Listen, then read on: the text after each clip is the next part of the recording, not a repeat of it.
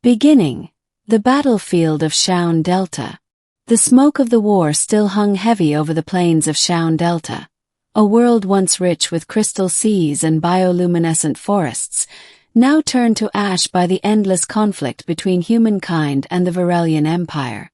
Sergeant Elias Wren, one of the last surviving field medics of the Human Expeditionary Corps, stumbled across the shattered remains of a fallen alien transport. His armor was cracked, his oxygen gauge flickering red. He had no orders left, no squad, and no hope of rescue. He thought the battlefield was empty, until he heard the breathing. It wasn't human. A rasping, deep, melodic sound, almost a song, came from beneath the wreckage. Elias dragged aside the twisted plating, his exosuit servos whining, and found her. A Varelian female, her body covered in violet scales that shimmered faintly under the dying light.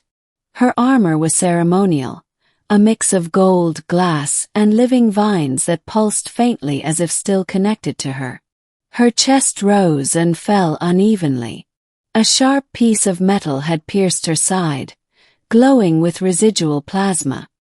He recognized her instantly. Queen Ilera of the Varelian Dominion, the alien ruler whose armies had brought human colonies to their knees. The one whose voice was known across dozens of systems, sometimes as a threat, sometimes as a prayer. And now she was dying. A dilemma. Elias aimed his sidearm instinctively. His helmet scanner confirmed it. Neural patterns matched the Dominion's queen. If he shot her now, the war might end. Humanity could finally breathe again. But then she looked at him. Her eyes, twin rings of silver and indigo, locked onto his. And in that moment, he saw not a monster, not a conqueror, but something startlingly familiar. Pain. She spoke in a language his translator barely caught. "Human, help me." Her voice cracked like glass. Elias hesitated. His medkit's nanofluid injector was running low, only enough left to keep one person alive for maybe an hour. He had every reason to walk away. But his medic's oath, something older than any war, burned inside him. He crouched beside her. "You'll live if I stabilize you. But you have to stay still." Her lips trembled into a faint, almost mocking smile. "You'd give your blood to your enemy." Elias didn't answer. He loaded a vial into the nanofuser. His own blood. Human blood. It wasn't compatible with Varelian biology, but it was all he had. The injector hissed, feeding molecular stabilizers mixed with his cells into her wound. The glow in her veins brightened for a moment, then dimmed. He felt dizzy.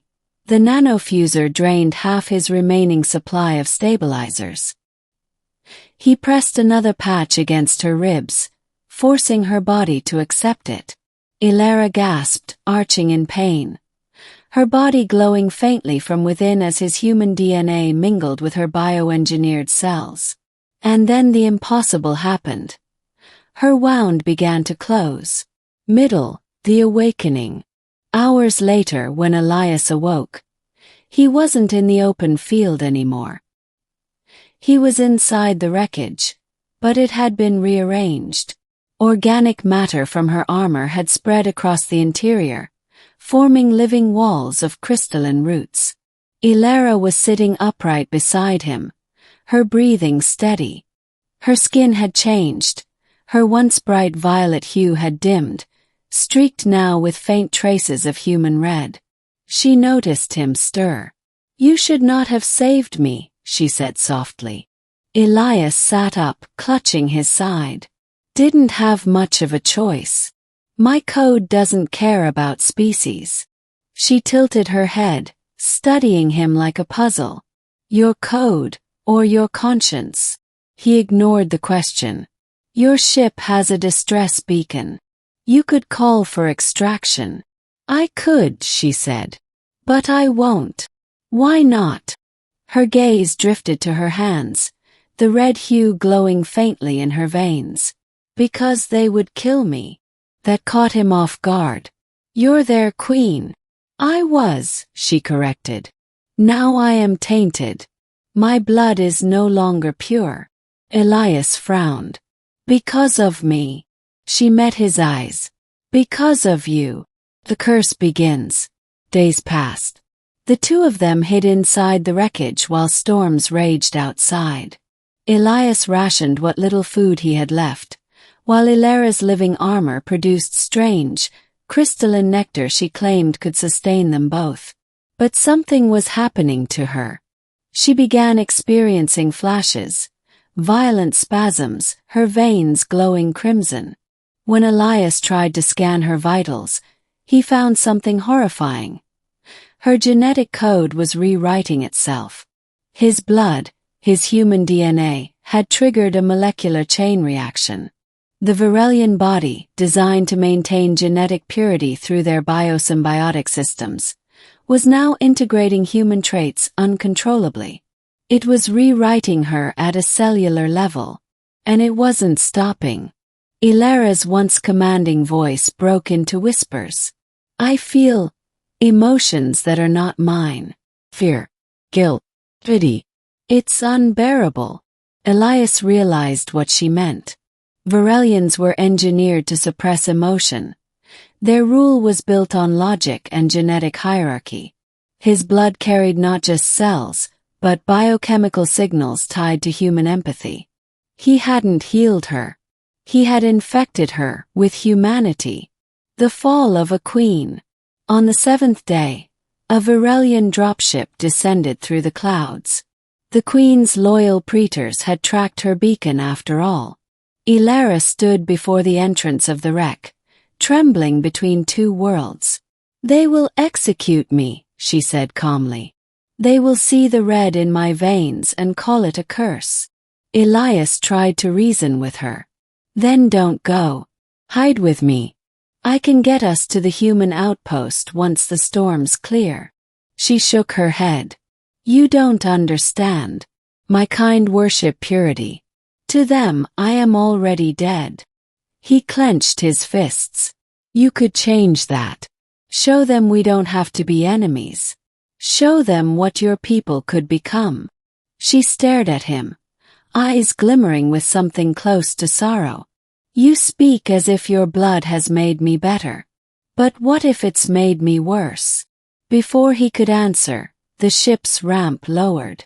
A squad of Varelian soldiers emerged, weapons drawn, their faces hidden behind mirror-like visors.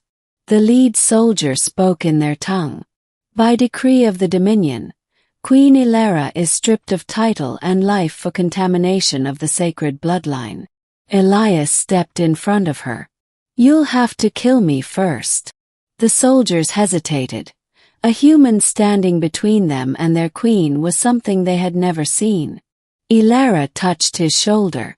Do not die for me, Elias. Too late, he said quietly. The soldiers opened fire. But the blasts never hit. The air around them shimmered. Illyra raised her hand, and a wave of crimson light exploded outward. Her once golden armor now pulsed with red veins, her body radiating both human and alien energy. The soldiers froze mid-motion, their armor fracturing as her will seeped into them. They fell one by one, not dead, but silent, overwhelmed by visions of emotion they couldn't comprehend. When it ended, Illyra collapsed. Elias caught her before she hit the ground. You didn't have to do that, he said. She smiled weakly. You gave me your blood. I gave you my power. Middle, Part 2. The throne's transformation. They fled deeper into the mountains. Illyra's condition worsened. Her body flickered between alien radiance and human fragility. The merger was destroying her. And yet wherever she walked the world changed. Plants bloomed in the wastelands. The air shimmered with new life. Her hybrid blood was rewriting not just her, but the planet.